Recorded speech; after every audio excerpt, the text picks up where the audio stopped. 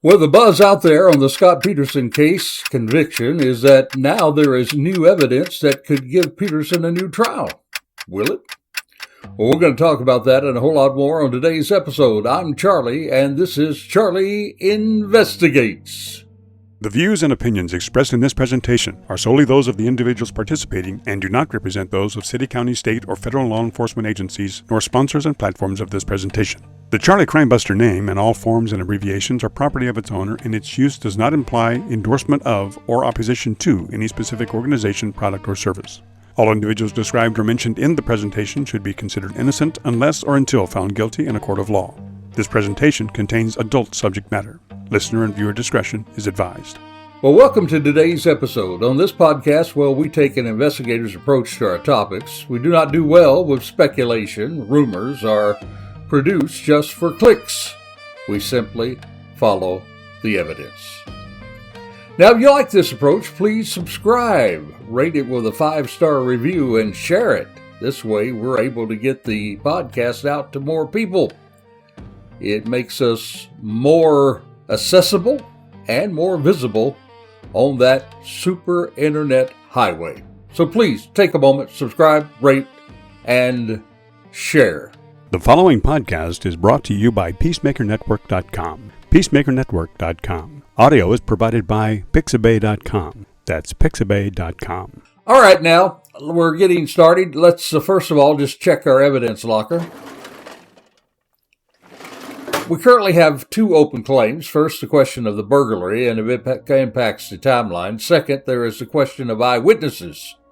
Neither of those in our investigation thus far, taking it from the very beginning, going back over this case, has been resolved. But today we're going to follow the timeline. We're going to see where these might fit into the investigation as we develop a timeline worthy of the courts. When we left off, we did begin to consider the knowledge of the innocent project, and we were at that point finding ourselves that we had cops on the scene.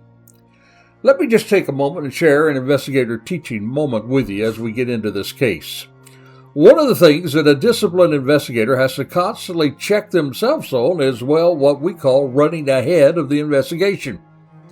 You see, it's easy to see something, go chase it, and get off the investigative path. In those instances, what you should do is note it, unless it's critical or something that you might lose if you don't chase it right then. You don't want to lose it, but then you want to return to your path so that you can make sure that you're making a thorough investigation that will hold up in court. And that's the difference in the Charlie Investigates. We're not driven again by drama or sensational news, just a commitment to investigate for the truth. So week 1 in the investigation, I think it's probably one of the most critical ones. You see, the first patrol officers, they arrive at the Peterson residence, that is, on the evening of December the 24th, 2002. Now, you got to keep in mind, they were not responding to a homicide. At that point, they were responding to the report of a missing pregnant woman. At that moment, they had no way of knowing whether Lacey Peterson had been injured, left voluntarily, or maybe became stranded somewhere, or, unfortunately, maybe become the victim of a crime. The first responsibility is simple. Determine the nature of the emergency. Now, we're going into detail on these things because there has been accusations that the police did not investigate this crime properly.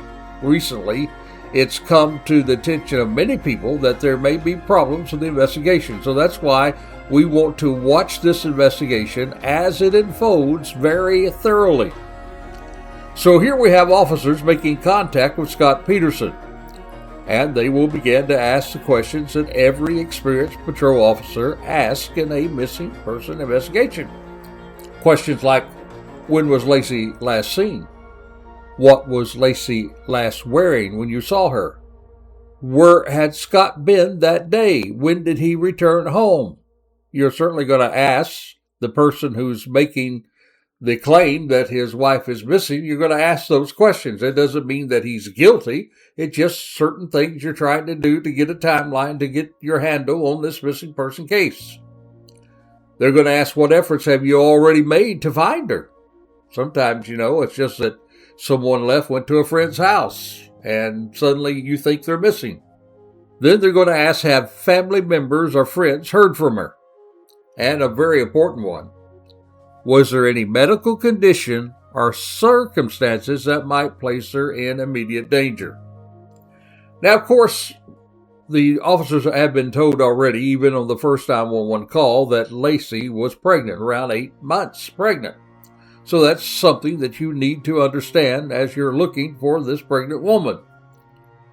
Now, as Scott answered those questions, please understand officers were not conducting an interrogation.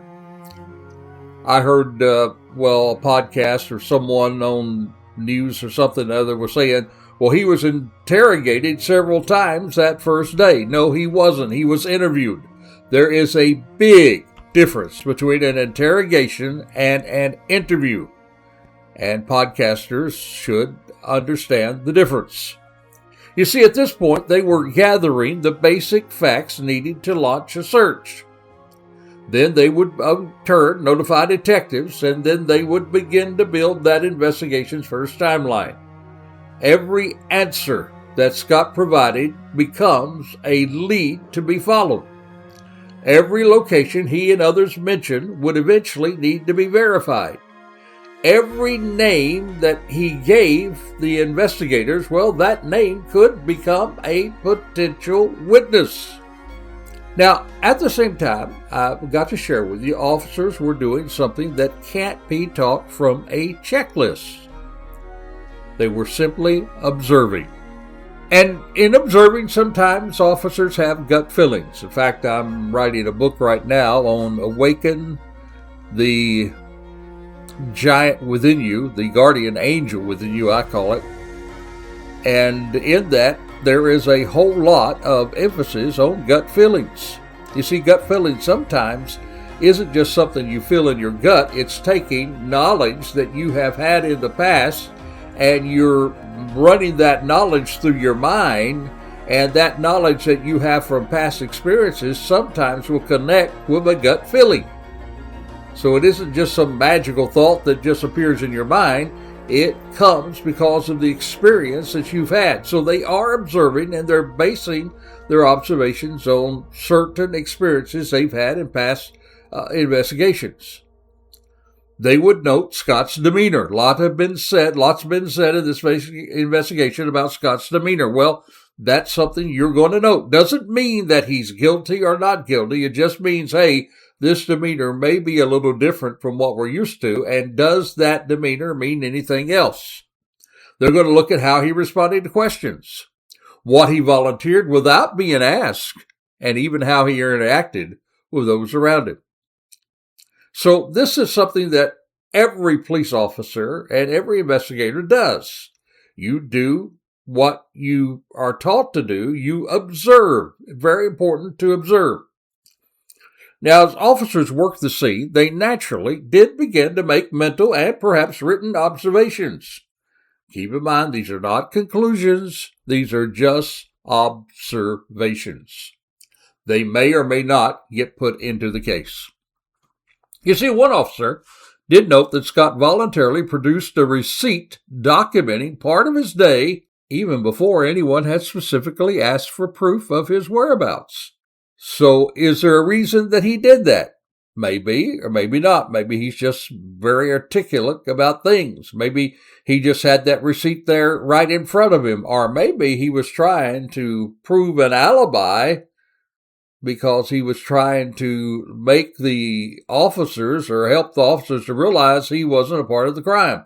Well, we don't know at this point, but sometimes when people go overboard to show you something, they're trying to simply take your eyes off the ball. Well, at this point, we don't know. What we're going to do, we're going to just observe it.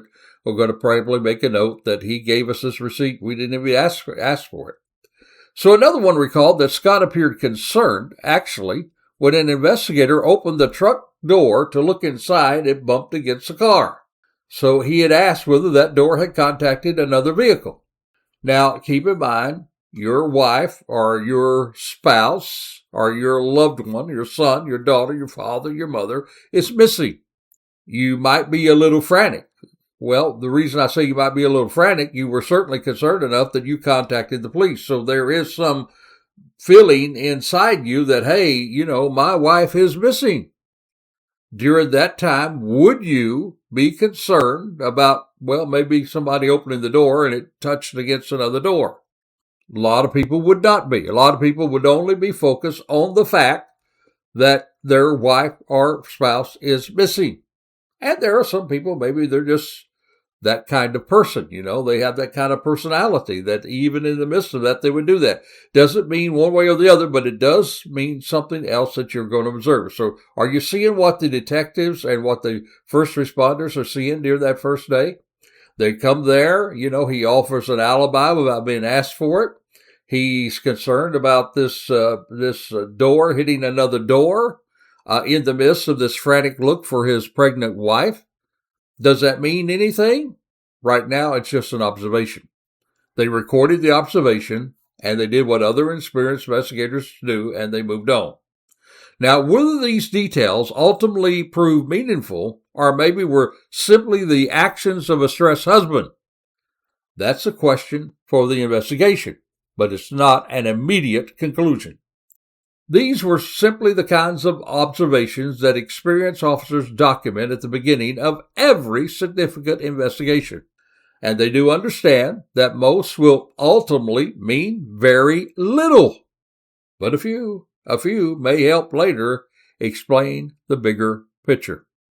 You see, there were both patrol officers and detectives that did play a very major role in this case. I really loved being a patrol officer in my own law enforcement career. As someone once said about patrol, well, where else could you get a front seat on life? You see, patrol officers will answer the question, what is happening right now? While detectives, on the other hand, are simply asking, well, what really happened? So within minutes, what had begun as a missing person call, well, it was becoming something larger. Detectives were notified. Additional resources were requested. And the search for Lacey Peterson was officially underway.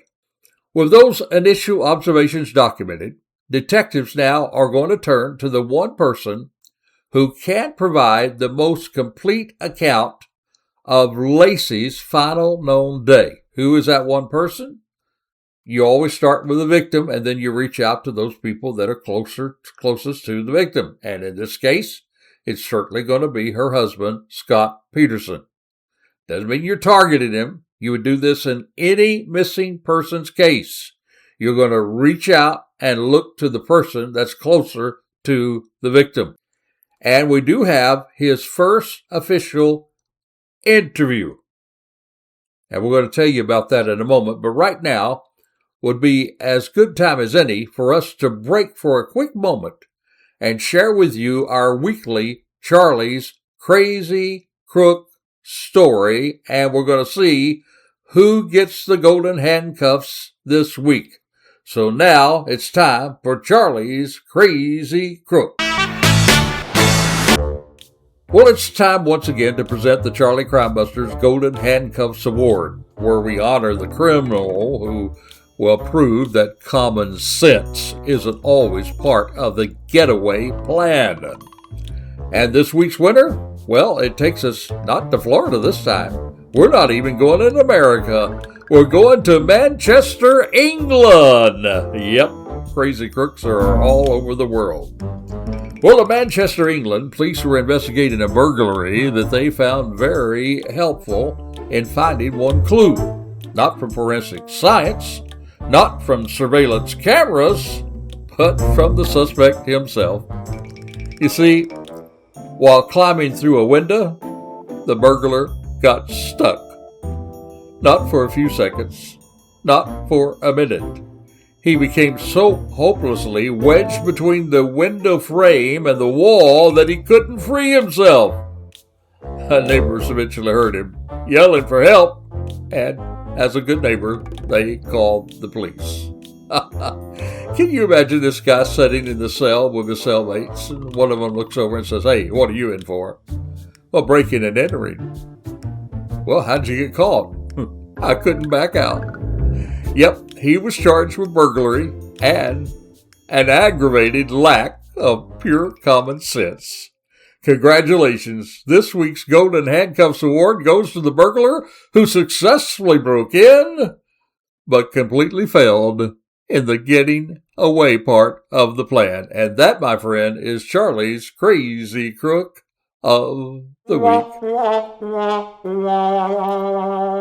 Well, now, as I always say, crime doesn't pay, and apparently neither does poor upper body flexibility with this week's Crazy Crook. So, back to our investigation. Now comes what we call the more formal interview with Scott Peterson. They had been talking to him from the time they arrived, police officers and others. But you see, this is where a lot of people don't understand the real actions of investigations. Many people assume that every police interview begins with, "You have a right to remain silent. Anything you say will and can be held against you in a court of law." Well, in reality, that's not really how investigations usually work. Sometimes and often, a person will come to the station voluntarily. They were not under arrest. They were not in custody, so it's not a custodial interview. It's not an interrogation, and therefore they aren't Mirandized. Now, although this would become one of the most scrutinized interviews in the case, it is important to understand what it was and what it wasn't. Scott Peterson was not under arrest. He had not been charged with a crime, and detectives were still at this point investigating the disappearance of a missing pregnant woman. And because the interview was voluntary and Scott was not in custody, detectives did not advise him of his Miranda rights before questioning. The judge agreed with this in the court proceeding because they allowed this interview to be shown. Their objective at this point is to gather information, establish a timeline, identify the witnesses, and then, of course, you got to verify the facts that Scott and others provide. So detectives begin by asking Scott Peterson to walk them through his day, from the moment he woke up on Christmas Eve until he returned home that evening. Now, even though we've talked about that day before, right now we're looking at it in the eyes of the detectives and what he is now telling the detectives in this recorded interview. And according to Scott, he and Lacey got up that morning, spent some time together, and he prepared to leave. He told investigators that Lacey planned to spend the morning at home. She intended to do some household chores, bake cookies, mop the floor, and walk the family dog, Mackenzie. He had already told investigators she was wearing a white top with black maternity pants and that she was barefoot. But when she walked the dog, she wore white tennis shoes. So get that description. It's very important. According to him, she was wearing a white top, black maternity pants, and she wore white tennis shoes. I'd make a note in your own little investigator's notebook about that, particularly the shoes. Scott then told the detectives that he drove to his warehouse before he was headed out to the Berkeley Marina.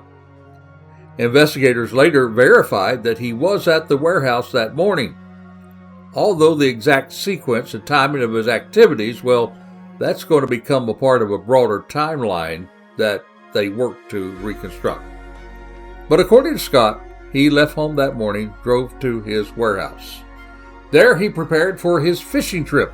He had mentioned that he was going to play golf, but it was too cold to play golf, so he was going to go fishing out into the ocean. And then that he loaded or he attached his recently purchased aluminum fishing boat. And then he drove to the Berkeley Marina. He told detectives he launched the boat, fished along for a short period, then returned to the warehouse before heading home later that afternoon. Scott told detectives that when he arrived home, well, he found the house empty. Discovered that Mackenzie had already been returned to the yard with the attachment of the leash. And then after not finding Lacey, he began to contact family members, and then the call was made to 911 to report her missing, we know now, by Ron, the partner of Lacey's mother, Sharon. Now, keep in mind, for investigators, the account is not a conclusion. Again, it's not a conclusion, it's a starting point. Now, every time, every location, every activity, and every person Scott mentioned becomes another point on an investigative timeline. One that detectives would spend the following days and weeks attempting to verify. They would do that through witnesses, receipts, phone records, physical evidence, other investigative leads. You see, my friend, real investigations do not solve crimes in a 60-minute TV episode, nor even in an hour podcast. It is grueling attention to each detail that requires time. And please keep in mind, investigators are not asking because they distrust Scott. See, there's just not enough information gathered at this time to really confirm trust or distrust. They're asking because every statement needs to be verified. Let me give you an example. You went fishing. Great, we'll verify that. You said you launched at Berkeley Marina. We'll verify that. You said you bought bait or tackle. We'll verify that. All of this is going to be verified. As the detectives continued interviewing Scott Peterson, they are shifting now from what happened to who might independently confirm what happened. Good investigations are built on independent verification. Let me say that again. Good investigations are built by independent verification. There is a very well-known podcaster today who's throwing out all kinds of things about the Charlie Kirk investigation. But one thing that particular podcast is very, very popular doesn't bring with her accusations. She doesn't bring independent verification. So you need that independent verification. And in the Scott Peterson case, that's very important. Detectives wanted to know who might have seen Scott or Lacey that day, who spoke to either of them, and who could confirm the key events along the timeline. They would be talking to neighbors, family members, co-workers, store employees, marina personnel, and anyone else that Scott identified would eventually become a part of this investigative puzzle. Even people who appear to have only a small piece of information can help establish times, locations, and movements. Every witness can become a piece of the timeline. Some will confirm what the investigators already been told. Others might provide new information, and just occasionally one witness can change the direction of the entire investigation. But now on Christmas Eve, detectives didn't know what category any of these witnesses were to fall in. Their job simply identify them, interview them, let the evidence determine where the investigation will go next. Now keep in mind, friend, at the same time that this is happening, there are other officers, there are other volunteers, there are other people desperately searching. One witness is a story, but 20 independent witnesses can really begin to establish a timeline. Now, outside the interview room, Christmas had arrived. Families across Modesto were opening presents, gathering for dinner, and celebrating the holiday. But for one family, Christmas had become a standstill. And for the detectives, there will be no holiday. The search for a missing pregnant woman is just beginning.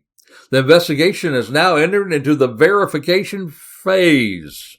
Beginning on Christmas Eve and continuing over the next several days, crime scene investigators will conduct a systematic examination of the Peterson residence.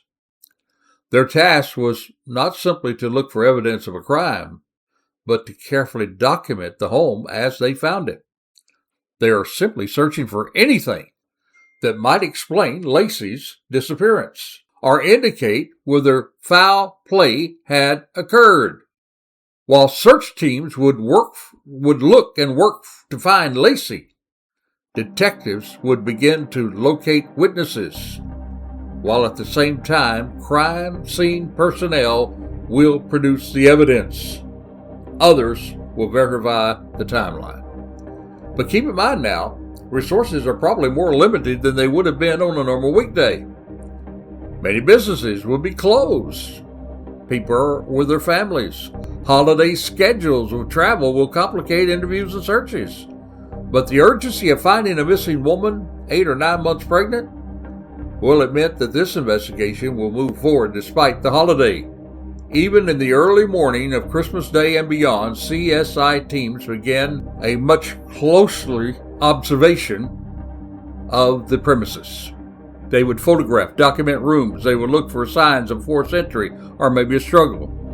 They would even note the condition and location of personal items, like, say, Lacey's purse, her keys, her shoes, and vehicle. They would begin to identify items that might warrant a more forensic examination. Crime, my friend, has no holidays. While families were gathered around the Christmas tree, spending time with their families for the next few days, well, investigators would examine the kitchen, the bedroom, laundry area, the garage, Scott's truck, Scott's boat, common in any investigation. And on Thursday morning, December the 26th, less than 48 hours after Lacey was reported missing, well, the examination continues, but now they're executing search warrants. And that will expand the scope of the investigation. At first, Scott Peterson cooperated with investigators and allowed them to examine home, warehouse, and vehicles without a warrant. But by December the 26th, detectives now have reached a point in every major investigation that eventually usually reaches. Rather than relying on consent, they sought a search warrant from a judge. And this gives investigators now the legal authority to conduct a more thorough examination and to collect evidence, of course, under judicial oversight. It is important to realize that this now is a transition in the case. You've seen this before, but maybe you didn't realize it. There are literally 3 different types of activities that people often lump together. There is the activity of initial observation and documentation. This is like after responding to the 911 call, officers enter the home lawfully as part of a missing person response. At that point, they can, without a warrant, make sure no one was inside, look for obvious signs of injury or foul play, observe, document anything in plain view. They can take notes. They can take some photographs as part of documenting the scene. But that's not the same thing as executing a search warrant. Later on December 24th, they also know that Scott consented to investigators looking through his residence, going with him to the warehouse, and even looking into his truck. Now, again, that consent allowed detectives to look in spaces that Scott permitted. But this is different from a search warrant. There's initial observation, there is consensual, and then there's a search warrant. All 3 are different things. And once they obtain the search warrant, well, it changes. Now CSI personnel can be much more thorough. And I might add, at this point, they do not need the consent of Scott or anybody else for this search. They're going to look and collect evidence. They're going to look for trace evidence, biological evidence, detailed photography. They're going to take measurements. They're going to seize property. They're going to submit some of this stuff to the laboratory. This is what we think of as a true forensic processing of a crime scene, and they have a search warrant to do it. Collected evidence can include the evidence can include computers. It can include clothing, financial records, any other material that might assist in reconstructing the timeline. Now, there's a key witness, and there is a key question. The key question now is this. While looking, was there the evidence of violence?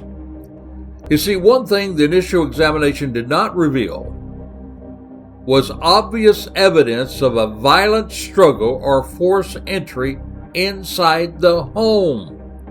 There was not that evidence of a violent struggle or forced entry inside the home. Now, that didn't tell investigators what happened, but it did shape questions that they would pursue next. It meant they had to continue to look beyond the residence, at the same time carefully preserving, analyzing everything they documented inside. Let me make one more investigative point before we leave today's podcast. You might want to put this in your investigator notebook. The absence of evidence can be just as significant as the presence of evidence. Think about that.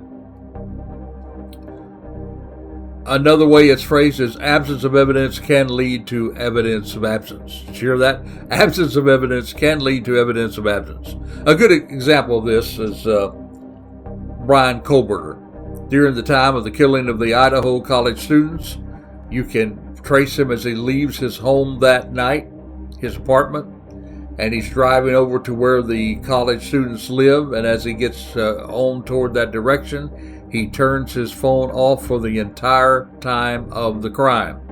Even though they can, by camera, track his car for the moments that he was there and conducted the crime, and they did that, and then they found that after he was arriving toward his home, more toward the other area, and he went the long way around, then he turned back on his phone. So he was trying to hide the digital footprint of his cell phone from the time that he was doing the crime. There would be no digital evidence from the cell phone at the time of the crime. So there was the absence of evidence. But the very absence of evidence actually leads to the evidence of absence. Does that make sense? I hope it does.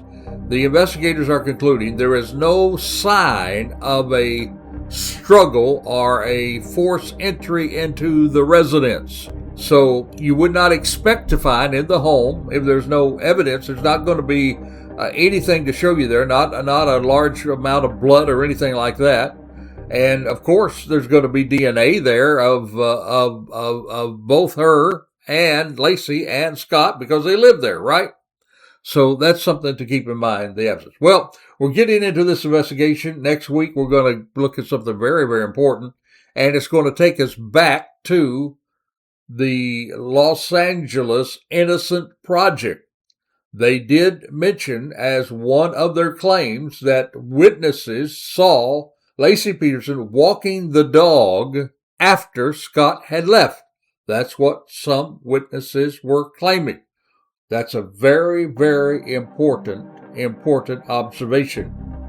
We're going to investigate that next week. So make sure you set everything up that you can be a part of this investigation, as investigators are looking desperately for Lacey Peterson, and they're also looking at any possible foul play. More about that next week. Thank you for joining us. Until this time next time, I'm Charlie, and this is Charlie Investigates. You've been listening to Charlie Crimebuster Investigates. You can find more Charlie Crimebuster Investigate true crime podcasts on your favorite podcast platforms. We would like to thank our hosting service, Libsyn.com. We would also like to thank our sponsor, the Peacemaker Network, and encourage you to support the first responders, military, and law enforcement personnel by contributing to the Peacemaker Network. That's peacemakernetwork.com. All music and sound effects are courtesy of Pixabay.com. You can also support us by subscribing to our YouTube channel, tag @CharlieCrimebuster, and then click the subscribe button. By doing so, you'll be notified each time we drop one of our shows. Another more convenient way for you to listen to our podcasts are for you to say to your smart speaker, play Charlie Crimebuster.